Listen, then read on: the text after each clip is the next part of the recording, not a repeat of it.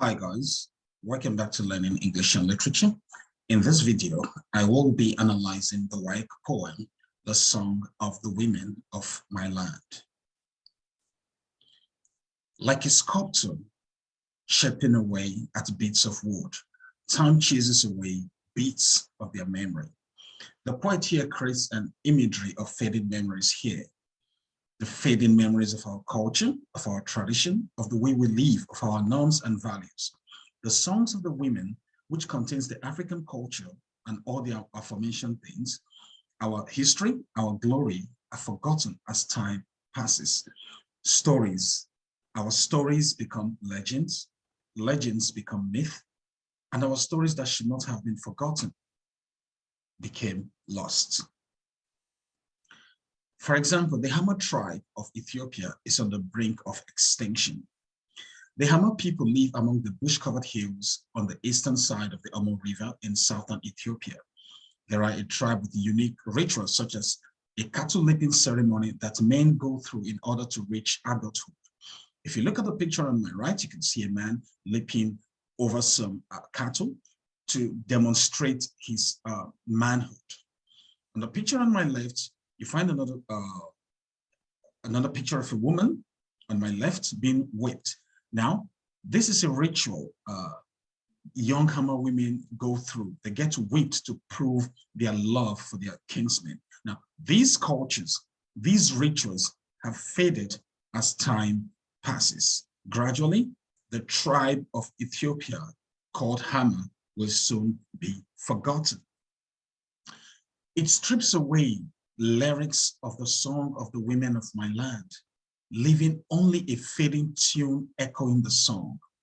Time strips bare the true meaning of the African songs. When we sing the songs, there is no meaning, only sounds of the songs that is even fading. African songs and their deep meanings are gradually forgotten with time.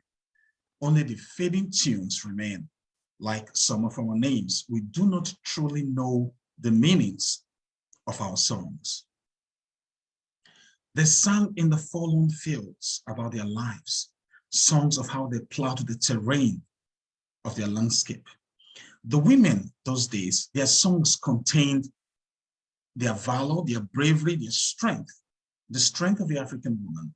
The content of the African songs narrates the culture of the people, and especially the women, and how they worked on their farmlands. It signifies their strength and their pride. The songs contain their cultural role and responsibilities in the society.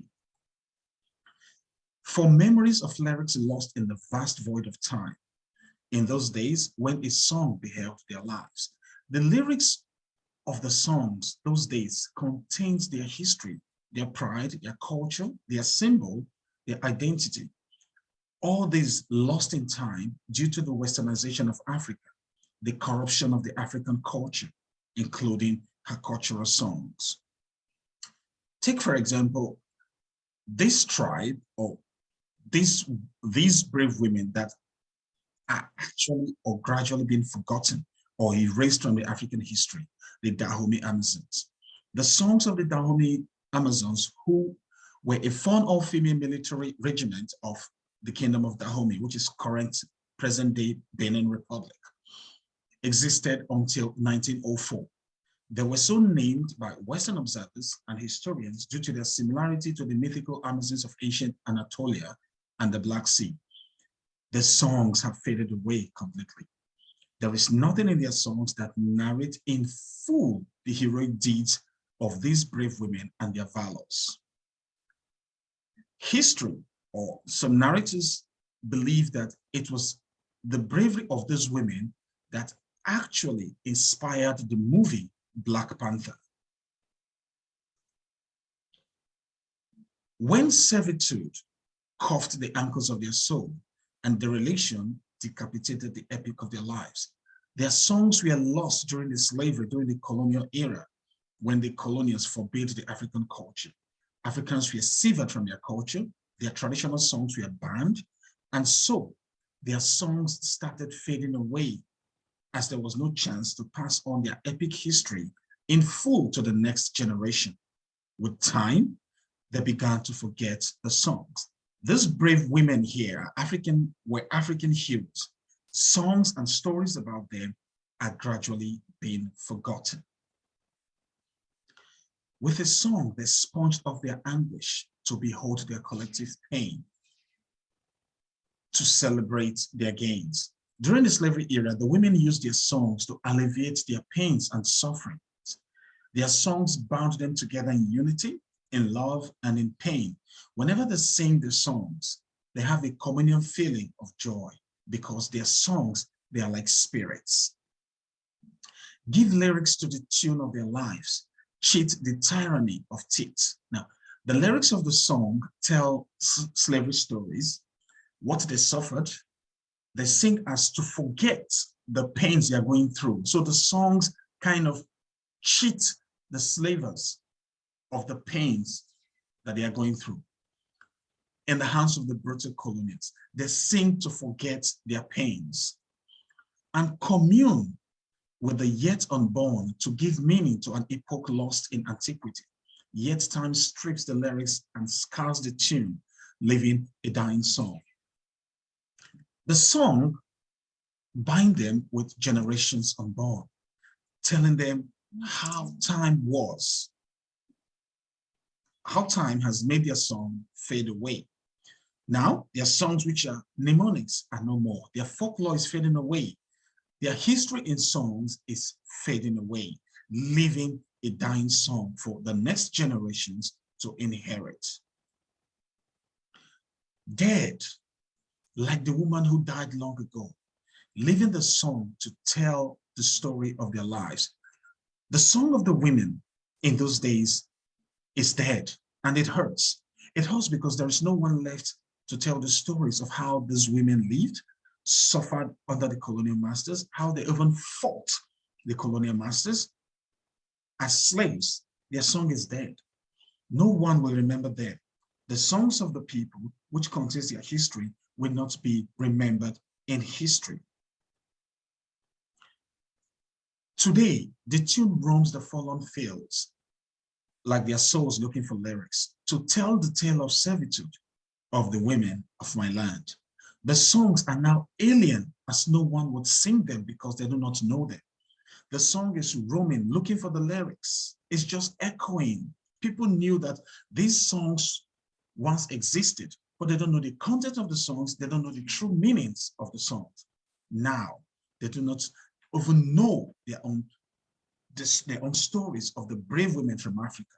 They have forgotten because there is no one to tell them. Even in their folklore or in their folk songs, they have lost everything. Most African musicians today rarely sing of our history. The stories of our heroes, our history is gradually fading away as the mnemonics are becoming obsolete. Today, themes in most of our African artists are majorly love and sex, themes copiously copied from the Western ways. There is rarely do you find in current African songs our culture, telling us stories of the history of our people, who plowed their soil and soul for a song to sing the story of their lives. The song of the women of my land left in the memory of my mind. The story of the women who worked so hard in their farms. It's unfortunate that the songs that sing of their glory is now a fading memory. We no longer remember then how brave those women, our mothers, were. Only few know it, and it's fading away very fast, like a memory that will soon be forgotten with time, passing into myth. Now, feeding the verses of poets, it echoes in ringling in the rhythms and melodies, hollering in the distant tunes, in places far afield the fallen fields where the song of their lives lived. Now the songs resurrect in the verses of poets. The song lives now again and now echoes in places where their stories about how they lived and died were once told. Their stories now are being written in poetry form. The stuttering lips of my pen and the screeching voice of my reed try to sing the song of the women of my land. Poets now try to write songs of Africa in poems to capture the real picture of the African women and their stories, their bravery and their valor. The poet strives to preserve their stories in his songs. Screeching voice is the loss of vigor in the singing of the song that was once glorious, that once demonstrated the pride of our land.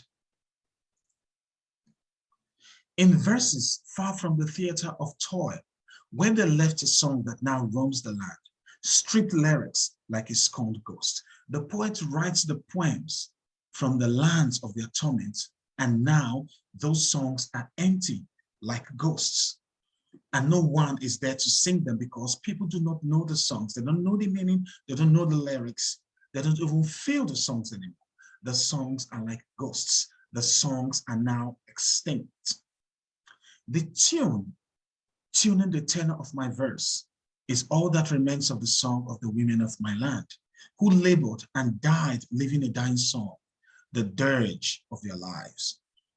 All that is left about the songs are turned into poems about the labors of our heroes past, the women, how the women lived and died, living their stories with no one to tell them to future generations. The poet describes the songs now as a dirge. A dirge is a poem written for the dead.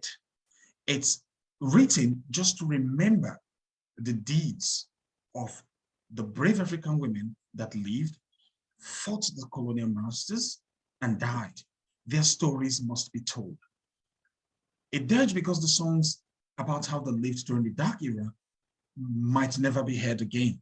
So the death of the women is also the death of their deeds. There are some African heroines. Today, their stories are not even known by the young generations. For example, Ya Asantewa of Ghana was known as the Queen Mother of Ejisu, or modern Ghana, an inspirational and historical relevant female figure. She's recognized for playing a large role in confronting British colonial rule during her period in the early 1900s. She took up arms, led up people, and then resisted colonialism. Number two, the Dahomey Amazons, the present-day Benin Republic. The Dahomey's women's warriors comprised of a group of revered all-female fighters from the kingdom who played an essential role in the endless war that raged across the country. They were also known to take on prominent government roles in the kingdom, as well as serving as the king's royal entourage. The stories of their fearsome battles and lethal combat and structure were told all over the world. Some even speculate that the Black Panther, the movie, the 2018 best-selling action movie, was influenced by the well-known force. Today, and among the younger generations, they do not know much or anything at all about these brave women. The stories of the brave African women must be told. They should live in us. We should be able to tell them to our children and to the younger generations. The poet is saying that these are African stories. These stories should not be forgotten because these stories represent Africa. Finally, the Queen Amina of Zaria. The warrior Queen Amina was the first woman to become the queen in a male-dominated society during her reign between 1576 to 1610. She expanded the territory of the Hausa people of North Africa to its largest borders in history. Let the African stories live on in our songs. The poet is saying, do not forget the songs of the women of our land. The stories are fading away. We should keep them. We should write the stories in our songs. We should sing them. We should be proud that Africa was blessed by these heroes. Thank you very much.